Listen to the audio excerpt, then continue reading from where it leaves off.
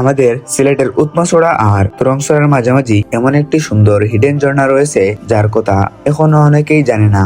আজকের ভিডিওতে আমি আপনাদের দেখাবো এই ঝর্ণার লোকেশন, কিভাবে সেখানে যাবেন এবং কম খরচে কিভাবে যাওয়া যায় তা জানতে সম্পূর্ণ ভিডিওটা দেখুন। আসসালামু আলাইকুম ভিউয়ার্স, আশা করি সবাই ভালো আছেন।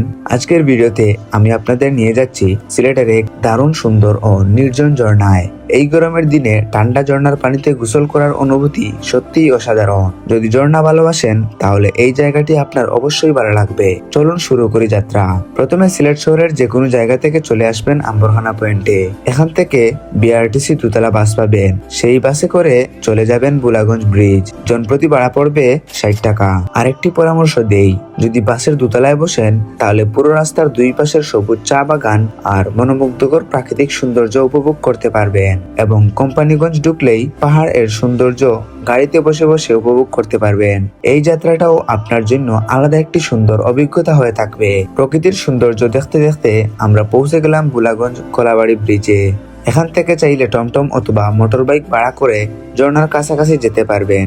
বাইক নিয়ে গেলে 150 টাকা পড়বে জনপ্রতি। তুরংছড়ার এই এলাকায় গিয়ে স্থানীয় যে কাউকেই ঝর্ণার কথা বললেই তারা আপনাকে পথ দেখিয়ে দিবে, কারণ এই ঝর্ণার এখনো কোনো নির্দিষ্ট নাম নেই।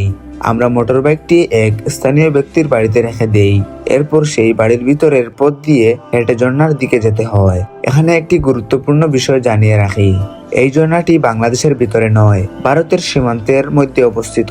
তাই সেখানে যাওয়ার আগে অবশ্যই স্থানীয় কাউকে সঙ্গে নিয়ে যাওয়া ভালো। তারা সীমান্ত পরিস্থিতি সম্পর্কে জানে এবং নিরাপদভাবে যাতায়াতে সাহায্য করতে পারে।